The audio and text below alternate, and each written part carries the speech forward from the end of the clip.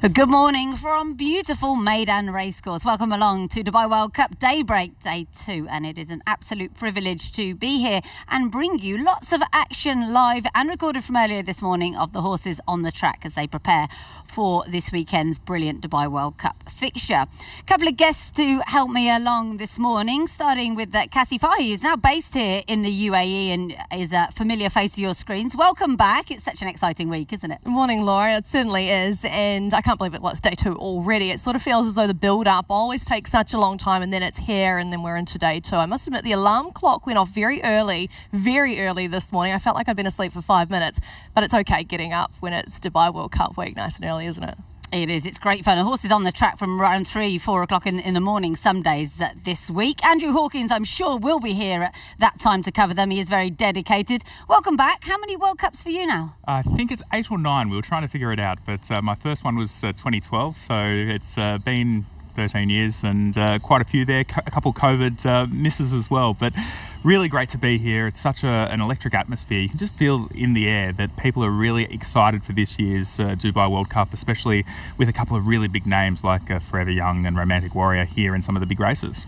Well, we can show you Forever Young in a few moments because he did a bit of fast work this morning alongside American Stage, and we can actually bring you those shots from earlier on today. It's been really busy. Andrew, as always, the Japanese favour this early slot, don't they? The 5 a.m. slot. They do. They're always out. They're always out early. They are the ones who will really highlight that 5 a.m. slot, and their media are here as well, very much before 5 a.m. to ensure that they get to see their horses. So you get to see the vast majority of them in that period, and it's really quite exciting to get to see such a wide range of horses. This year, 25 from Japan, not quite a record, but pretty close to the 28 or 29 that they had last year. Yeah, and some really big names among them. As you mentioned, that's one of the purebred Arabians who's here this week. That's Asfan Al-Khalidiyah. So very early this morning that he was on track goes for Nasser bin Mutlaq, of course. And how have you enjoyed getting to know the Arabians in your time here, Cassie? I really enjoyed it. They're beautiful horses. Obviously, I saw them mainly like the showing sort of capacity. Back home we have them. We don't have Arabian racing where I come from, but I'm certainly loving watching them. They're beautiful animals, and they're quite hardy as well. I'm liking that. They are. They're good fun. They think a bit about the game. That's what the trainers will tell you. This is Ramjet.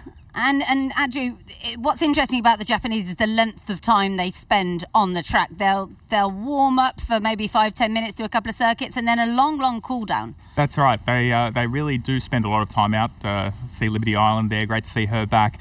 I think the thing with them is that they try to replicate as much of what they do at home when they come abroad. So at Rito or Miho, their 2 training centres, they will spend that amount of time walking around. As you say, they'll take their time to get down onto the track and then spend a lot of time down on the track and then cool down quite significantly, as we see the former Dubai World Cup winner Ushba Tsura. It'll be great to see him go out on a high, wouldn't it? He is pricked as well. Like, I reckon he means business right here. What I love about the Japanese as well is that it's almost like it's a full show. Like, yes, they're doing all the horsemanship, the long cool downs and all of that sort of stuff, but they are putting on a show for us, aren't they? Like yesterday morning we were down there with Forever Young, and he was just literally standing in front of us, Laura, and like he was loving the attention, and the rider was so happy to stand there and pose for us. Like, it is a full, I won't say circus, but it's a full production almost. And it was very helpful. We all appreciated the rider of Forever Young, bringing him right up to the camera yesterday. They did something different today with him. He sort of circled a little bit away from the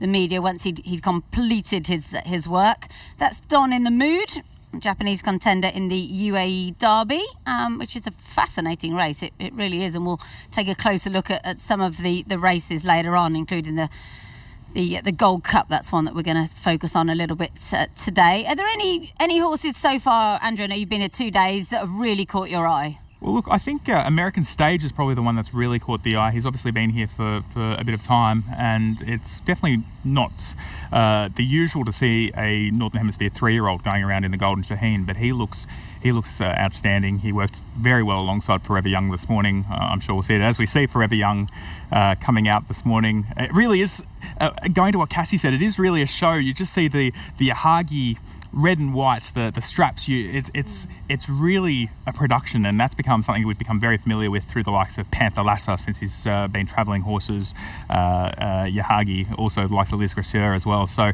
really great to see him travelling horses around the world. It really does make for a great morning. And interesting, you mentioned their American stage. Cassie, you'll have been here when he ran a couple of weeks ago. There was a brief moment there where he really put it up to Tuz, and then I think they had to wait a little bit on getting the invitation for this. But I'm glad he's here, and I think he's a horse on an upward curve. I really like him, and no one's really talking about him in the Shaheen, are they? Well, anyone that can run as close to Tuz as what he did, yes, it was 5 lengths, but he was the best of the rest in that 1,200 metre Group 3 feature. So his form coming in from Japan was beautiful. You know, you had the picket fence line beside his name, and I think if he can run up to that sort of race, Tuz for me is the winner. Of course, you've got Straight No Chaser as well. It's between those two, but then he's got to be a good top 3, top 4 hope, and taking out that Mahab Al Shimal, which Tuz did in American stage, finishing second in that. Shane Murphy, anything like that, if he could replicate that, he's in there. I just think he's a fascinating contender. Another one gone under the radar a little bit so far this week, Andrew, is Jereza, who we just saw a brief clip of there. He's number 4 with the green saddlecloth. Why is no one talking about Jereza? Well, I think it's just the fact that the Japanese form, or the Japanese contenders here, there are so many strong contenders. They've got 4 really big names here, and he's just sort of fallen into that spot of being number 4, and probably unfairly so. I mean, look, he's now had that experience travelling abroad. He obviously went overseas last year. Didn't perform to perhaps his best at York, but was still 5th behind City of Troy. We saw how well he ran in the Japan Cup, dead heat 2nd, and wasn't far behind Juice. Obviously, that's right alongside Shin Emperor, and we've seen what Shin Emperor did in Saudi. So I think it's a little bit unfairly, he's been a little bit unfairly forgotten. He's definitely here with a chance. I think a lot depends on tactics in the Longines Dubai Shima Classic, and Rebels Romance, Amy's become the first horse to win it twice, but he's kind of got one kick, hasn't he? He'll go once, and if they can somehow tactically work out how to beat him, he is beatable, I believe. This is Forever Young again in American stage. They came out and did one whole circuit trotting, and then did their little bit of faster work later on. It's quite interesting how they go about things, as we mentioned. This is the one that without the name that we've been struggling with all week, in the Golden Shaheen. Back to Dragon, who runs in the UAE Derby, and I love this horse. Now, South Africans are going to tell me off because I keep saying it wrong. Is he Vangu? I think Liesl King from South Africa will still give you grief for it. I think I was proud of that. I think you should be proud of it, but yes, we've been hearing it a bit. It's Zulu for lightning or storm, and look, there'll be a bit of a storm if he does manage to win, not just from the Americans who've now got him, but the South Africans, I think, will be loving being back on the world stage. There's a big contingent of South Africans, including, I believe, the legendary Mike de Kock, flying in to support Izzy Vangu, who can win. He can win this Alcott Sprint, but I feel like I'm the only one saying that. What do you think of his chances, Cassie? Okay, so he was 7th on paper, but he was so game in that Del Mar Breeders' Cup turf sprint. So he was only beaten 2 lengths in those concluding stages. And I think he got a bit sick after that as well, I think I've read. So Izzy Vangu, as you said, Violent Storm in Zulu, which I thought was amazing. I actually thought it was something Polynesian. But no, he's trained by the 2013 Dubai World Cup winning trainer Graham Motion. So, yeah, Mike de Kock, did you say is coming over? Apparently so.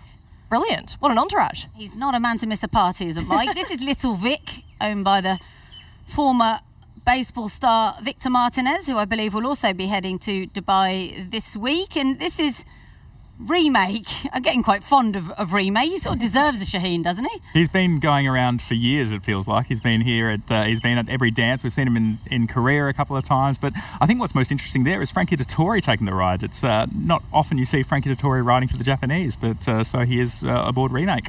Frankie's coming in with some lovely rides, probably the pick of which is Raging Torrent, I would say, in the Group 2 Godolphin Mile. So we take another look at our World Cup favourite, Forever Young, who just seems to me, Cassie, and you'll be very familiar with watching him now, he's so professional, isn't he? Very professional. We saw some of that footage earlier just when they were coming out onto the track, and he was almost just prowling, like he was a bit of a panther.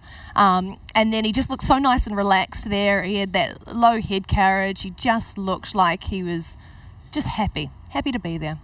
He's an absolute pro. Here he is. This is the fast bit of work, doing it very, very easily. Forever Young on the left, American stage on the right. I'd imagine that Connections would have been pretty happy with this, Andrew. Ticked all the boxes. Yeah, look, I mean, I must admit, so I was standing just past the post, and there was a moment here where Forever Young's rider, just there, he's just looked down at the legs, and it just was a little concerning seeing it live. It made me go, is there something not quite right? Now, having seen him afterwards, I think it's absolutely all fine. But I think that having seen the way Connections responded this morning, I think they were absolutely thrilled with American stage. I think they were a litof bit concerned about Forever Young there for a little bit. Really interesting.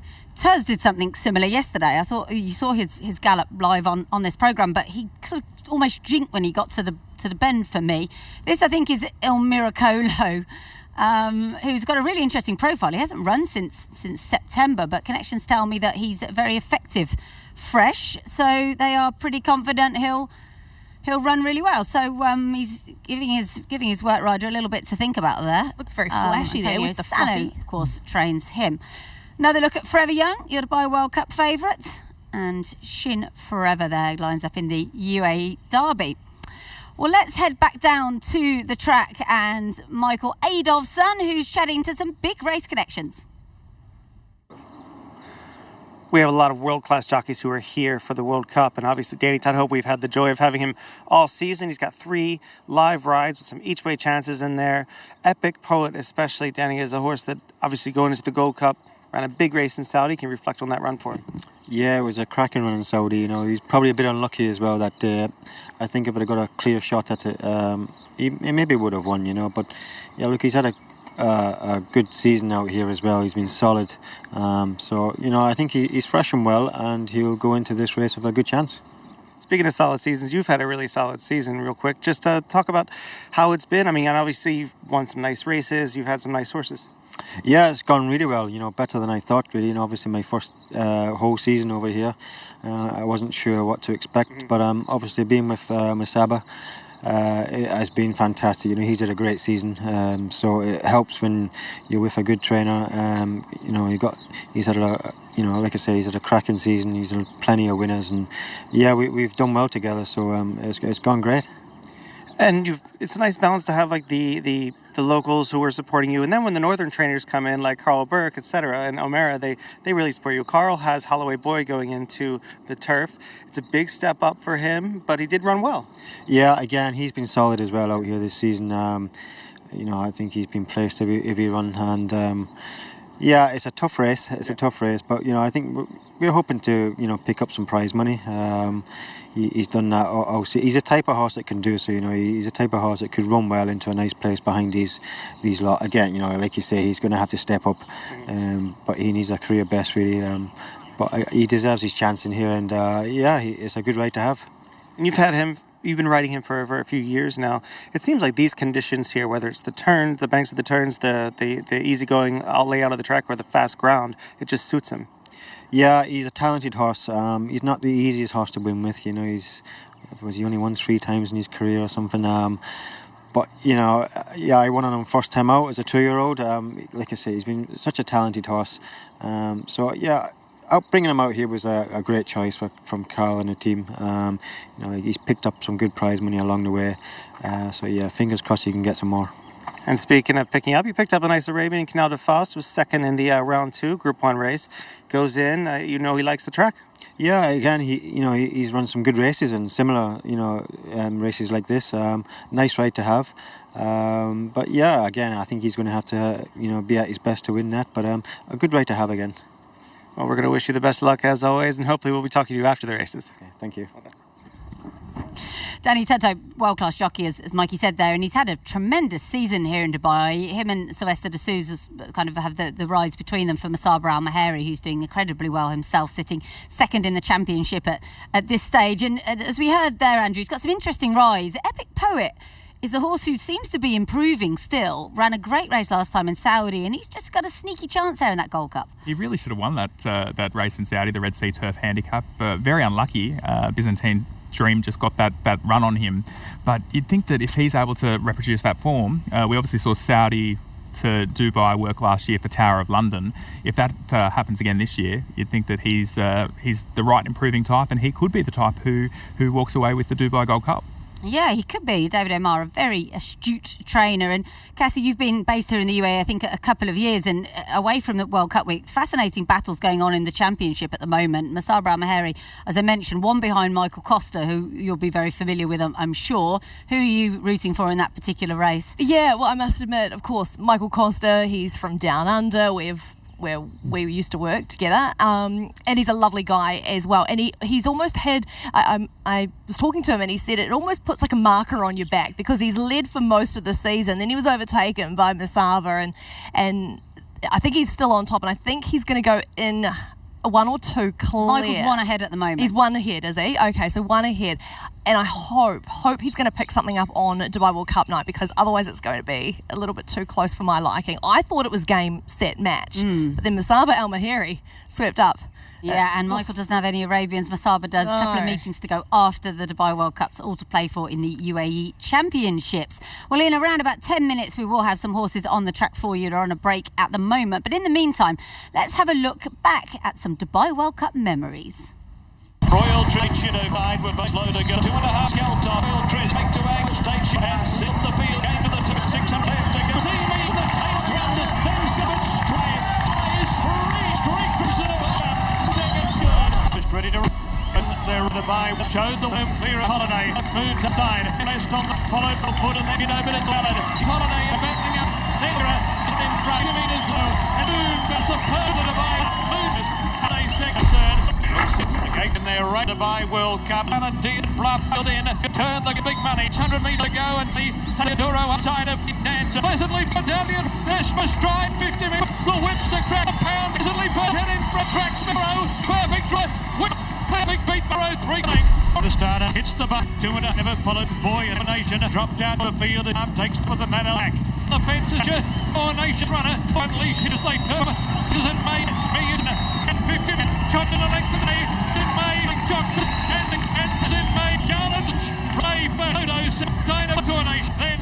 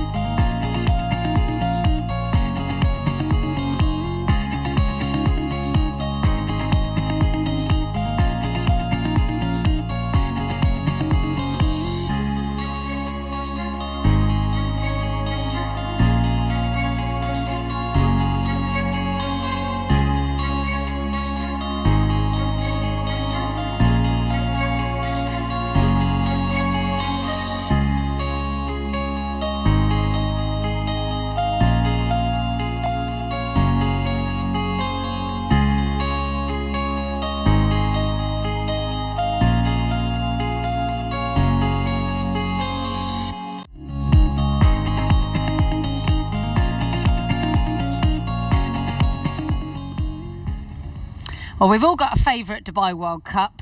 Although that said, there's so many that I absolutely love. California Chrome maybe just edges it for me. Favourite Dubai World Cup? I've actually got to say Animal Kingdom in 2013, and the only reason is because John Massara from Arrowfield Stud bought half of him the week before, and so they played the Australian national anthem. As an Australian, it was the most weird experience hearing the national anthem for a horse, a jockey, a trainer who'd never stepped foot in Australia. So that's my World Cup memory for sure. I can tell you as a non-Australian, that was also a weird experience. What about you, Cassie? 'Cause you're a little bit newer to it than the rest of us. Yeah, well, last year was my first, and it was such an incredibly phenomenal night in Laurel River. So he's my first Dubai World Cup. You never forget your first. He's a very good winner as well. And I did speak to Bhupat Seymour about the horse the other day. As far as he's aware, the plans from Jubbont are he stays in training and they aim next year, you'd imagine, at the Saudi Cup. Perhaps he didn't make it to that race this year, but they'll aim at that and the Dubai World Cup again. So a little update for you on Laurel River. Let's head back down trackside. And Mikey, who have you got this time? Here with trainer Niels Pearson. He has Queen Azteca going into the Derby against some of the best 3-year-olds around. You know, going up against the boys this time. She did have a work the other day. Did it please you? Absolutely. She's actually going from strength to strength. I think the winter here has done her good. She keeps improving, and which she has to get involved in that race. And no, I'm very pleased with her. She's got a strong way of moving even in her regular work. Is that where you kind of space out her breezes? Yeah, you know, she actually does a lot. I mean, without asking her to it. She's a very ambitious horse. She has a good stride. She has a strong stride. And actually, she's all, maybe you want to be looking at not doing too much, really, because she does leave a lot behind her in the track. She's, like I said, she's very ambitious, very. Got a little bit of tractors back behind you, but that reminds me, as far as the track's playing, it's going to be a little earlier than she's used to running. You usually get the night track, very steady, might be a little more speed favoring during the day, sometimes in the Derby. What are your thoughts on just her style and how it's going to adapt to the way this race is going to set up? But of course, I mean, we are hoping for a strong pace, and like you say yourself, sometimes when they ease up in the track, this distance comes to its full extent, and for her part, she needs every inch of the 1900 to get there. So, of course, being probably a faster track on Saturday, it could play in her disfavor. But then again, she's a good moving horse, and the whole thing is that in the Oaks, it got all wrong for her because there was no pace, and you had to sort of take a pull on her, and she has to get going again. It just become a little bit awkward style for her. She needs a good pace the whole way, and sort of, you know, so you watch a horse 5 furlongs out and the jockey is niggling, but at her, you want to see that because it takes time to get her going. She's got a big will to win, though. I know, like, you know, if there were speed figures available here, you'd probably say she has to move up a little bit to compete with the boys, which usually happens with these fillies. But do you think that will to win is going to get her that much further? She's got a lovely attitude, and like Carlos Lopez, who writes her, he's like he just really just gets her back down and gets on with it, and it's like she sort of, you see the last furlong, whatever race she's gone, she's going fast, and like I say, speed figures would have been fun to see her, but she has a good will, and she seems very determined, and that's also what she leaves behind in everyday work. She's always ambitious, and that's her style. And last but not least, she is representing Norway here in Scandinavia in general. There's been a lot of buzz, especially on social media, around her. Just a lot of support there. How important would it be to get her home first? Well, absolutely. It'll be for Scandinavian racing and for, of course, Norway and ours, the stable in particular. It'll be an absolutely fantastic effort. And she's a horse that will just be so lovely just to see her finish off the race well, get involved, and you know, coming from Scandinavia, you expect, well, they're there just to fill the field, like. But I don't think we're that way. I think we realistically, I'm hoping we pick up a good check and see where we take it from there. But I've got a great belief in her. You'll have a lot of us cheering for you. Good luck. Cheers, thank you. It's been one of the highlights of the season for me, Queen Azteca's win, because as you heard there, Niels has been coming here for years. It's very, very tough for him. He's training in -10 in Norway. He comes here, beautiful weather. His horses, their coats are all over the place.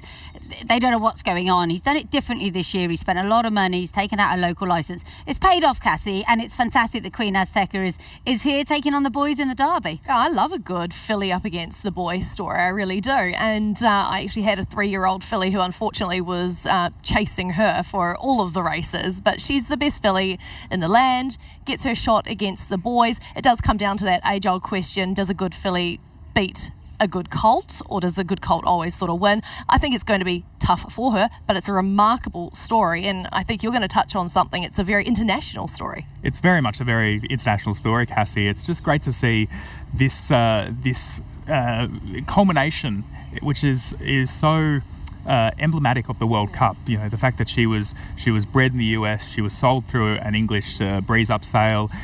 She's owned in Norway. She's obviously raced in Sweden, did race in Norway as well, but here for Niels in a local capacity, ridden by a jockey from Chile who moved to Denmark in 2000. I mean, what a great international story. It's just a microcosm of what the World Cup brings together.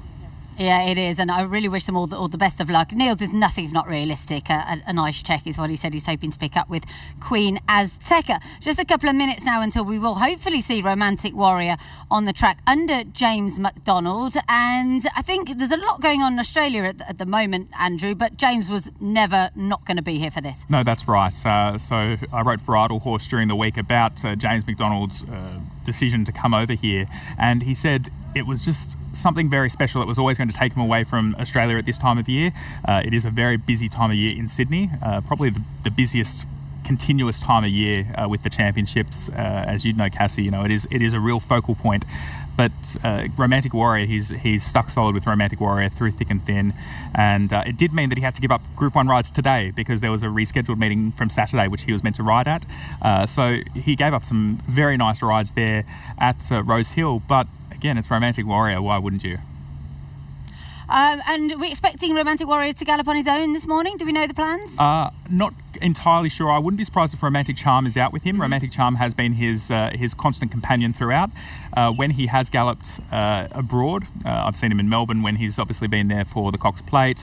When he's been in Japan, it's usually been in company with Romantic Charm. So I presume that Romantic Charm will be out with him this morning. They love the routine. Romantic Charm. I feel like he's so fit, that horse, now. It's a shame there's no race for him. He's been ever present, hasn't he, by his side all season? He's a loyal companion, isn't he? And yeah, he probably deserves a race that he could try and win, take some of the limelight off his mate. But, loyalty goes a long way, and they love the routine. Danny Shum are very big on the routine there, so I dare say that Charm will be out there. And the thing too is that he was a Group 2 winner in Australia before being exported over to Hong Kong. He's just become this fixture around the world. He did actually race at Geelong 3 days before Romantic Warrior won the Cox Plate, and I remember seeing owner Peter Lau out there at Geelong. Now, Geelong is not a place that an owner like Peter Lau would ever go to, but it's just given this opportunity to showcase different parts of the world, and that's the same here in the UAE and also in Saudi Arabia. A Romantic Warrior is also a very international story. He was actually, his dam was a Godolphin mare. She raced for them and then was sold off, purchased by Cordoff Stud, who bought the horse and obviously arranged the mating. And the breeder of Romantic Warrior, James Egan, is going to be here this week. He's determined to make it. He's into his 80s. He's a tremendous character, and he's coming here to watch this horse run, which is absolutely brilliant. And there are a couple of horses, I think, warming up to go out on the track, and warm is the operative word. It has got beautiful, very, very warm here this morning, and I think that's something that the trainers will be a little bit aware of. And just to touch on the Romantic Warrior as well a little bit more, there's something they do with him, Andrew, that's very unusual. They'll bring him here for morning training, then they'll take him for a swim on the way home. That's not something most trainers do. And the thing is, that actually became a real sticking point when it came to taking him to Melbourne for the Cox Plate, because they actually don't have a pool in quarantine. And now that's a very Hong Kong thing to give them the swim afterwards. Look, they do it in Australia as well, but you just couldn't do it at quarantine there, and that was one reason why Danny didn't want to go for the Cox Plate. In the end they did. He won narrowly, probably was not at his best, but we've been able to see what he can do at his best over here in the Middle East with the facilities at hand. Is there any concern for you, Cassie, that the Saudi Cup 5 weeks ago might have left its mark on both Forever Young and Romantic Warrior? Well, by all accounts, Romantic Warrior has pulled through it fine, and James actually, maybe it was the day after that Saudi Cup, he mentioned the horse, he didn't even feel like he thought he'd lost. Like, the horse didn't really know he'd lost. It was such a close margin. He wasn't all out. It was just that he was beaten by an absolute machine on the day. I wonder if Forever Young, it did take it out of him, because that was a sensational run. I had to watch that replay a couple of times. I thought Forever Young had gotten a real cushy little number in behind, but he was out there doing the hard yards. So that was a huge run. Did it take its toll on him? We will find out, but he's not going to be up against Romantic Warrior this week. Romantic Warrior back to his favourite surface, and they're out for some slight revenge, I guess. They'll be out to prove it, so that's no wonder James is coming here, because they've got a point to prove that they are the best horse on the turf, and that's what we're going to see on Saturday night, I believe. It's not a one-horse race, though, is it? Nation's Pride, 4-time Group 1 winner in there, defending champion Factor Cheval, Soul Rush It's a strong race. Who do you think his main danger is? Well, speaking to James last week and speaking to him a fair bit, he's petrified about Liberty Island. He's just petrified that coming back to the 1800, he thinks that she probably doesn't see out a strong mile and a half.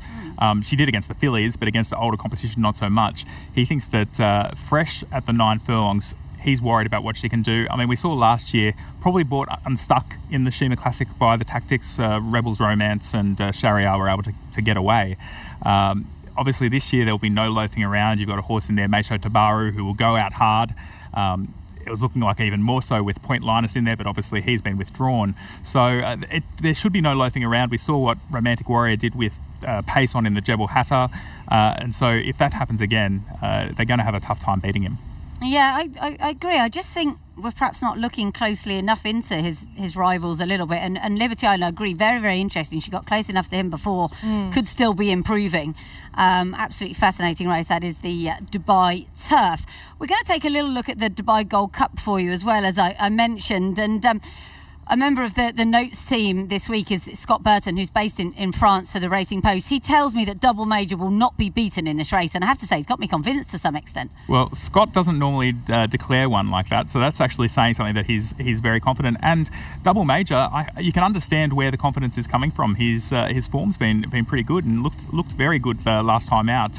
I just feel like it's a tough race to assess, and it always is, because you get a lot of these European horses who might be coming off softer ground, coming over here, real good to firm ground. I remember was it last year or one of the years where they actually withdrew Trawlerman because they weren't confident about him on the surface. So you never know how some of these horses are going to handle a good to firm surface like they're likely to get here at Meydan. What's nice as well about the French horses is most of them have had that prep, and he's a dual Group 1 winner, Double Major. He really is probably the leading contender in here. Here is though Romantic Warrior, who looks to me like he's going with the pony at the moment. Struggling to see a little bit too much on my screen with the glare from the TV. And Cassie, the world's press have come down here to the straight. Everybody wants to get a glimpse of this horse. Everybody certainly does. I'm trying to get a glimpse of him right now as well. I bought my binoculars exactly for this reason. He's got his own fluffy, doesn't he? I mean, what more do you say about an absolute true champion? He's a horse of the people, and regardless of where you come from, I know, I'll claim the Kiwi heritage with James McDonald. There they go. They've just taken off now, and, well, no Romantic No, it Charm. does look like Romantic Charm is out there ahead of him, about 100 metres ahead. Oh, yep. He looks like he is going to lead up. So yep, you're right. This is going to be a decent piece of work. You can already see them getting into it, and they're not even at the 1200. I thought you were going to commentate all of this, Phil. I don't know if you really want that, but you can use my binoculars if you like. No, it's a very It's going to be interesting, this, because this is one thing James McDonald has made a real habit of, is making sure that he's aboard for all of his final pieces of work. So he knows what to expect. He knows what to ask of the horse. And look, James only got in yesterday from Sydney. It is a long flight, but he's definitely making his name as a globe-trotting jockey, is James McDonald. So look, I'm going to be very interested to see what they ask of him here in the straight. Do you want to ask him too much? The one thing I will say, he has looked absolutely outstanding this week. I don't know what it is about Dubai, but he looks like he is absolutely loving life here in Dubai. He's thriving, isn't he? He is really thriving. And he's actually come out and said he is thriving. Just on James McDonald, you alluded to the fact that he's given up very good Group 1 rides back in Sydney, but he's achieved so much in his career. Why would you not want to consistently partner with the best horse on turf? So, I mean, if I was in James McDonald's shoes, I would, in a heartbeat, I think, be giving up those Group 1s, even though they're still Group 1s and they're epic Group 1s in Sydney. But he's achieved so much already. So they're just coming around to the top of the straight now. What do you see? Yeah, look, he's moved up very, very stylishly, as you'd expect.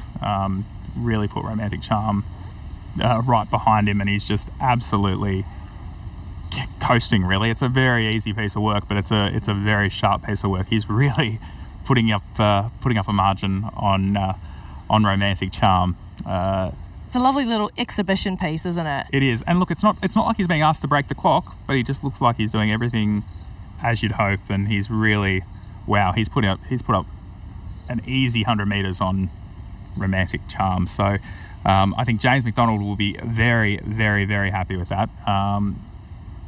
It's just a very easy piece of work.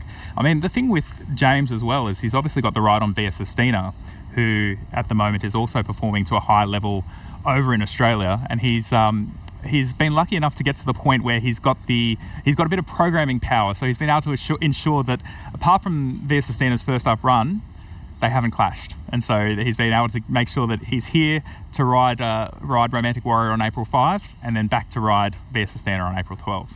Must be lovely when it all comes together like that. That was impressive. I think that was what they would have wanted to see. Doesn't look like he overexerted himself. And one really interesting thing that came to light yesterday, Jerome Renier trains Factor Cheval, who of course defending champion in the Dubai Turf, goes up against Romantic Warrior. And he's going to do his final piece of work, his final gallop on the dirt, Cassie, because he wants to gain an advantage on race night by the horse going back on the turf and going, this is lovely. I thought that was absolutely fascinating. I hadn't heard of a trainer doing that before. That is interesting. And I guess it's all just, playing with the mind, keeping the mind engaged and maybe the hooves as well. He's just such a versatile horse, isn't he, Factor Cheval? I would love to own one like him. Put him on the turf, put him on the dirt, go, bang, he'll come out and win. He's just so consistent, so honest. He just tries his little heart out. The one thing I also just quickly to add to that is that it's really interesting because last year they came here and they were a bit concerned that maybe the 9 furlongs just might see him out a little bit. It might be a little bit too far, the 1,800 metres. Now they're thinking it actually might be a little bit too sharp. They're thinking, do we go up to 2,000 metres for a Prince of Wales Stakes mid-year? It's a chance for them to potentially try a few different things with him this year, but it's been so good from a sporting perspective to see him come here and run in the Al Maktoum Challenge and then go to the Saudi Cup. I'm glad to see him in the Dubai Turf. I think back to the turf's going to suit, but how great is it to see these horses trying dirt, and we actually get to see a meeting of some of the best horses in the world rather than them being perennially separated. And great to have them based here as well. Factor Cheval's been here for about 3 months. Been a real privilege to have him and his connections here. Before we showed you Romantic Warrior, we were talking a little bit about the Dubai Gold Cup. Let's remind you what happened in this race last year. Tower of London won it, but 3 who ran in behind are having another go. Al Nair, Trawlerman and Passion and Glory. Passion and Glory, for me, hates Meydan. All his best form is somewhere else. Al Nair loves the place though, and I was talking to the lad who rides him the other morning, his name escapes me, but he was saying the horse has really turned a corner since Saudi. That's Al Nair there in the red and white, and he can have a say here, Cassie, I think. I believe so as well, and his coat looked a little bit woolly, a little bit wintry in that run in Saudi, so apparently he's really come on, as you alluded to there, as you said, he's come on from that. He's looking better, he's feeling better. He's last year's second behind Tower of London. Could see him right in the finish this year as well, but I'm expecting a big improvement from that Saudi run. What's he rated? He's rated 114. He was 6-1 in the betting market. He's a show for sure. 114 is pretty much good enough to run in the Dubai Shima Classic, but the Gold Cup is very much the place where he should be. Let's have a look at Dubai Future as well, and this was one of the feel-good stories of the season. Saibin Straw hadn't had a winner here since Morge a couple of years ago. He is a legendary trainer. Everybody loves Saeed.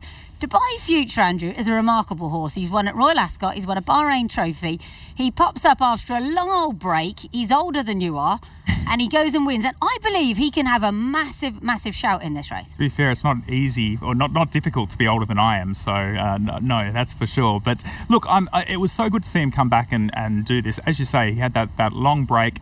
I mean, he's had a couple of long breaks throughout his career, but to see him come off, a year on the sidelines, and to do that, brilliant to see, and just great to see Saeed bin Suroor. I mean, a man who is so connected to the history of the Dubai World Cup, to see him getting a winner and to having a runner again, I think that's something that for international racing fans is a great sight to see. Yeah, 9 Dubai World Cups Saibin Straw has won. Nobody will ever beat that. I think it's fair to say. Let's have a look at Epic Poet, who we talked about earlier in relation to him being Daddy Tudhope's mount in the race. This is the Al Kale Trophy. You got Pribon in there. Kafaf wins it Cassie. Epic Poet, I mean, he did win earlier on this carnival. He's got the ability to run big, as you said, just a bit unlucky last time in Saudi. Yeah, second to the Red Sea in Saudi off the back of 2 very good runs right here at Meydan, including a win on his track debut. It's his first go at the 3,200 metres. The longest he's done is the 3,000 metres. So, yeah, it's only an extra 200 metres when you're taking it on to such a distant race already. But he was very good in Saudi, and I think that's sort of probably when he sort of started to emerge on my radar. I thought he was unlucky. He got caught in some traffic, so there was some excuses. He could have even won that race. He just looked really good in the mornings. He's very professional, goes about his work, but he just looks like he's absolutely blossoming in his coats. Epic Poet. The other one we can show you is the one we talked about earlier, Double Major, who'll be one of the favourites for the race. This is the pre-Royal Oak. He's won 2 pre-Royal Oaks over the 2 miles, Andrew. I love that he's had the prep race. I'm very much getting convinced by Scott Burton. This is the one to beat. Well, there's a couple of things here that are really good to see. So we've obviously seen the Pre-Contenders Vigia go up to a Group 1. So they had the opportunity to stay there and run in a Group 1 in May. Great to see them come out here. I think it's the right move to come out here. Good here beating Saverna's Knight, who was going to come out here, but I think has rerouted to the Pre-Contenders Vigia. Good form. The thing is with him, he's coming off a second last time behind Candellari, who comes from that very good family that we know so well of the Aga Khans, the likes of Candelier.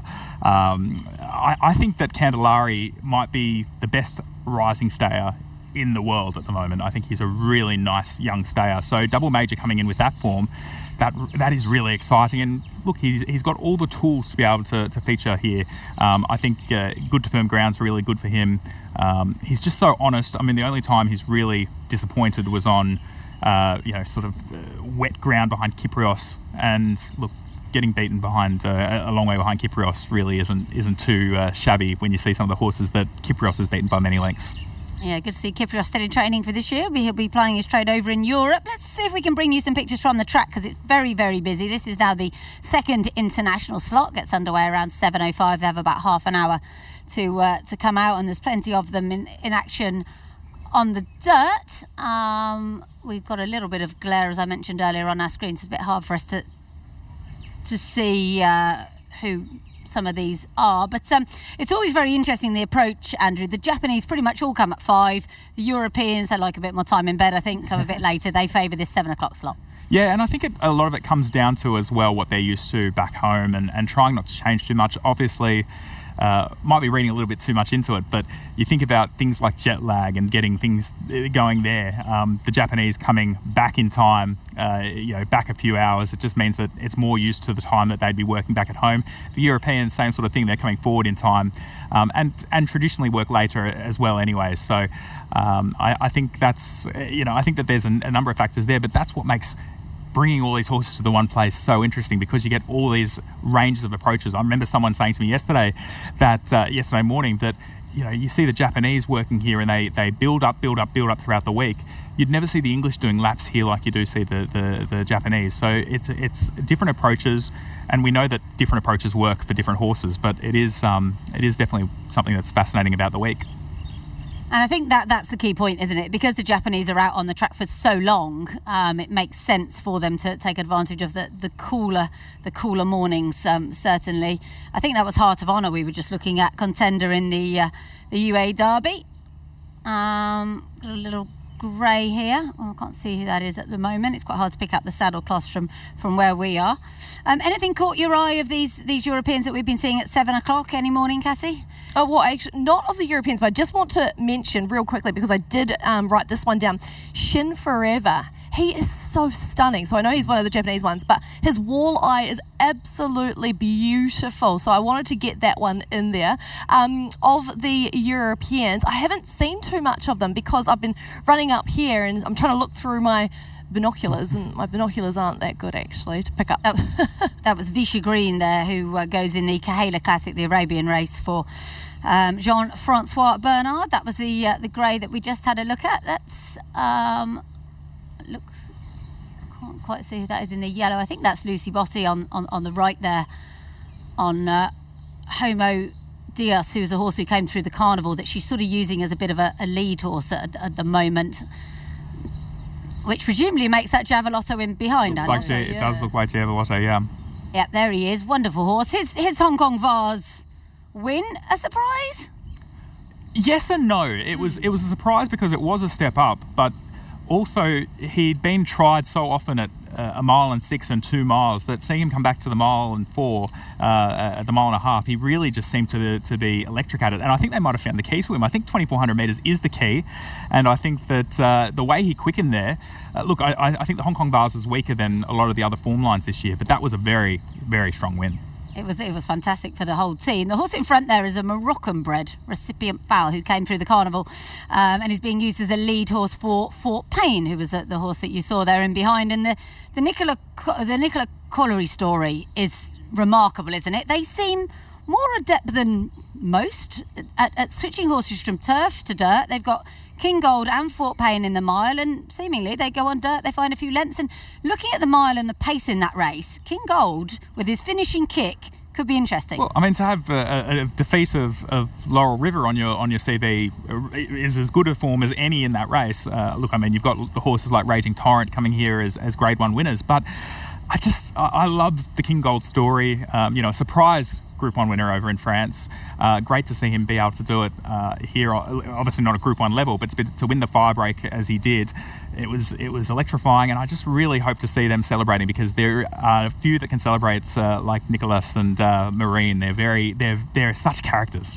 He's a genuine rock star, is Nicola Colliery. He plays literally a band whose name I was told last night and I've forgotten. Speaking of the French, that was Factor Cheval. Doing a nice spin under his regular rider, Gregory, who absolutely adores this horse. And I think we are expecting Factor Cheval, as I mentioned, to do something a little bit quicker today. His trainer, Jerome Renier, has been here for a couple of days overseeing things. And that's another interesting approach, Cassie, that trainers do things differently, don't they, depending on what they've got going on at home. A lot of the French trainers, Christophe Furland, Jerome, are here already, but I believe Francis Graffard, who has Calandaken in the Longines Dubai Shima Classic, he's not coming till Saturday, so everyone does things differently. Yeah, everyone does, and it depends on, I guess, who they have at the helm over here, how long they've worked with them, how well that they get on with the horses that they have, just how much that they are able to, I guess, relinquish the reins if they want to, or how involved they want to be. And I guess how much they want some sunshine and come over to the Dubai heat. Maybe they want a bit of a holiday. I think that is a big part of it, isn't it? I was talking to trainer Owen Burrows, who's got Dear a Mile in the Longines Dubai Shima Classic, and he was saying, I'm looking forward to 4 days of sun, as I interviewed him in Lambourne last week, and I was in about 3 coats and he was in a bobble hat. A couple more going round there with Basil, the outrider.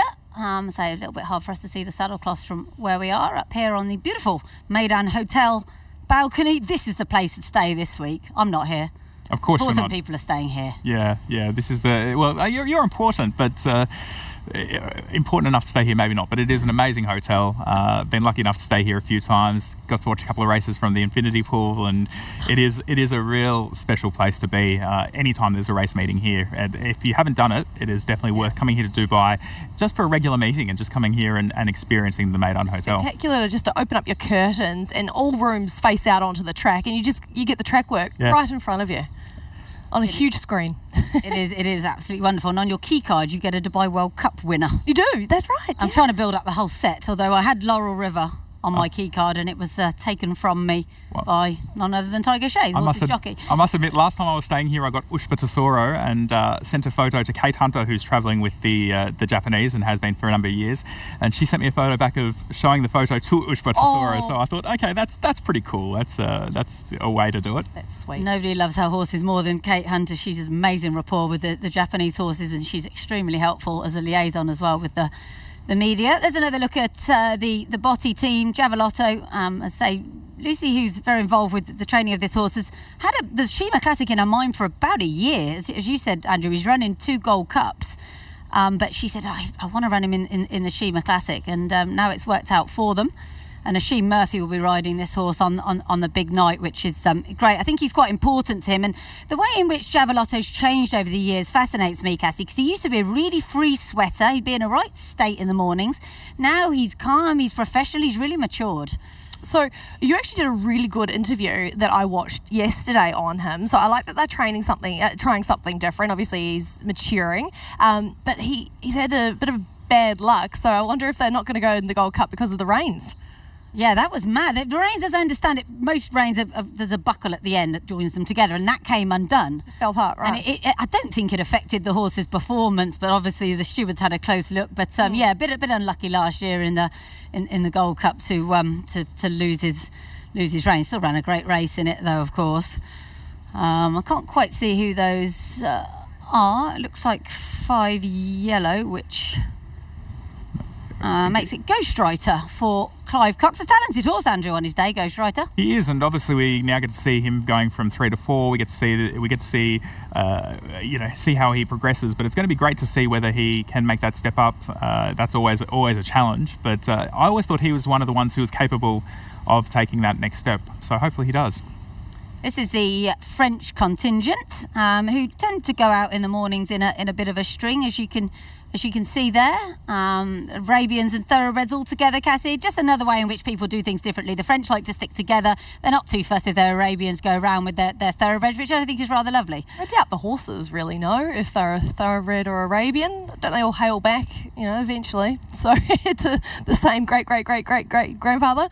But yeah, it makes sense, doesn't it? Efficiency. Yeah, absolutely. The blue number 9 that you can see there is No Lunch, Christoph Furlan's runner in the Godolphin Mile. It would be a horse with a real chance on the basis of his form back He's at home. well bred, isn't he? No Lunch, very well bred. He's a nice Wertheimer horse, and look, he's really come back a very nice horse. I think he's a big chance in the Godolphin Mile. I have an issue with No Lunch, and that's his name. No Lunch really distresses me.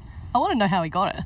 I know. There's a It's story our mission there. to find out today why No Lunch is called No Lunch, because Christoph has very kindly agreed to do a press conference later on. We do have around, I want to say, 290 accredited media here this week. A phenomenal number, more than we've ever had. And I'm not quite sure why. And that's only international media. There's also 200 local media as well. So it's a big media event, and you'll see them coming around as, we see quite a bit of action in the saddle there. At all. No, it does not at all, does he? We'll work out who that is when they get a little bit closer to the camera. But the jockey on board the rider on board doing a pretty good job Look like of anchoring, and has got the situation well and truly under control. Is this your Moroccan bred? It might be my Moroccan bred. Yeah, it is. Yeah. Okay, fine. She's done well. So he'll be leading Fort Payne around. Yeah. Pretty cool to have Moroccan bred here during the carnival. He did struggle a bit though, bless him. Was it Billabong, the Moroccan bred? Billabong, good knowledge. Yeah. A few years ago, really nice Moroccan bred in France. They're a racing nation on the up for sure.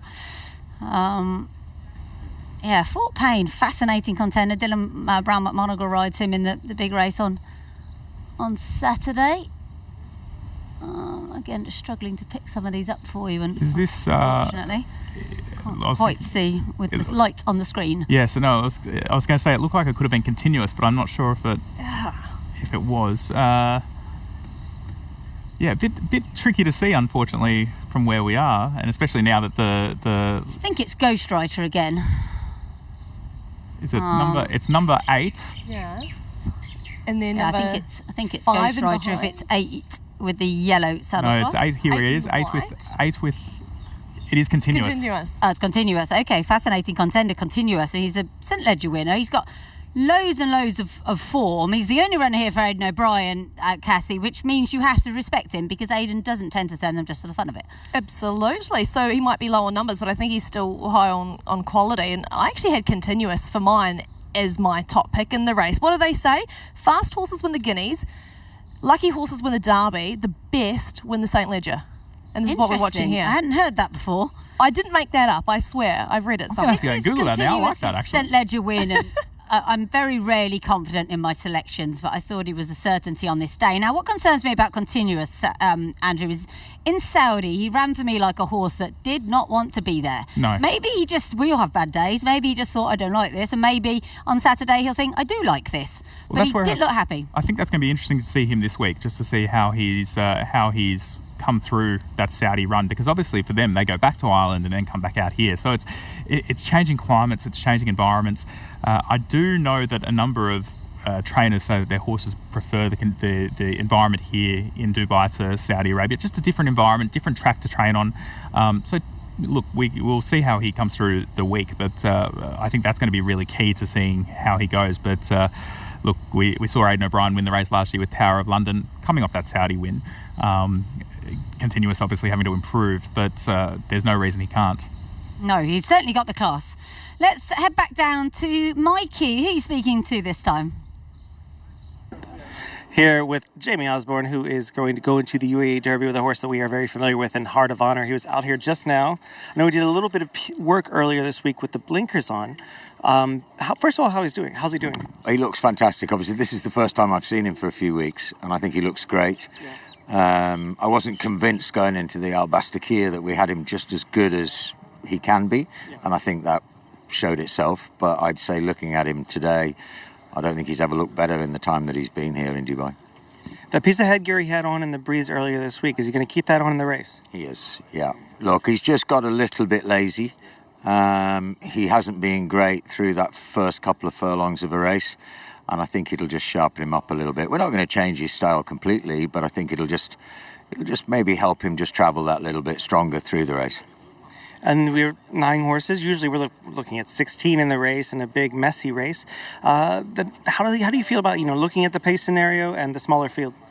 Well, you'd know more about that than I would at the moment. I mean, obviously we hope that they go end to end because stamina is this horse's long suit. Yeah. So, we need a race that takes the emphasis away from speed and brings in his stamina. So, I don't know, we've got 5 days to worry about that and think about that and work out how fast they're going to go. But, if they don't go hard, then hopefully he can just sit a bit closer to the pace than he's been doing in his last couple of runs. Boring question, but we have to ask it. It's been 11 years since Toast New York. Are there any similarities between the two horses? Yeah, they're both good horses. I mean, I think that's about it. They're both big, beautiful, strong horses. They're not dissimilar. Yeah. They're not dissimilar. I mean, obviously, Toast did it on a different surface. Mm-hmm. And at the time, we weren't sure whether he would be a dirt horse. Now, he proved in the Breeders' Cup Classic that he really was a dirt horse. So we could have come here had it been dirt in 2014. But, I mean, I think the main similarity is they've both got plenty of ability. Well, we hope you get it done again. Well done and good luck. Thank you. Thanks. I'm president of the Heart of Honor fan club. I love this horse. He's absolutely beautiful. He's bouncy. He's strong. He's not quirky. I don't think that's really fair, but he his last couple of races for me, Andrew, just hasn't quite got it together in time to get there. If he does, he wins. He's very talented. I mean, it certainly looked like that in the 2000 Guineas. I was here trackside for that 2000 Guineas and was quite keen on Heart of Honor myself. And you're right, he just did a couple of little things wrong that meant that reeling in Golden Vekoma was tough. But you know that he's got a talent and he's got an incredible turn of foot. You just think that he's one of these horses that really can, if he puts it all together, he could win this in very exciting fashion. I really hope he does. He's got 2 fantastic owners in Jim and Claire Bryce. No one enjoys the Dubai experience more than them. They've been here most of the winter. They are brilliant fun, and win, lose or draw, they will celebrate hard, I'd imagine, on Saturday night. That's about it for us today, but many thanks, Cassie. Pleasure having you along, and you're back, I believe, tomorrow? Yeah, back tomorrow and Thursday. If we do the show on Friday, whether or not we can get that off the ground, I'll be here all week. It's been fun so far. I could just imagine the next couple of days too. Yeah, it absolutely has. And tomorrow, Andrew, we'll still see a couple of horses doing a bit of fast work, I imagine. Trainers tend to use Tuesday, Wednesday for that. And the Japanese especially. The Japanese, we did see Liberty Island on the grass this morning, but Wednesday is their work day at home. So they will always use Wednesday as their work day if they're racing on the weekend. So that's why you'll see a lot of the Japanese go fast tomorrow morning. Yeah, so plenty to look forward to tomorrow when Dubai World Cup Daybreak will be back. Same time, same place. We will speak to you at 6:30 on Wednesday morning. Thanks for watching and goodbye.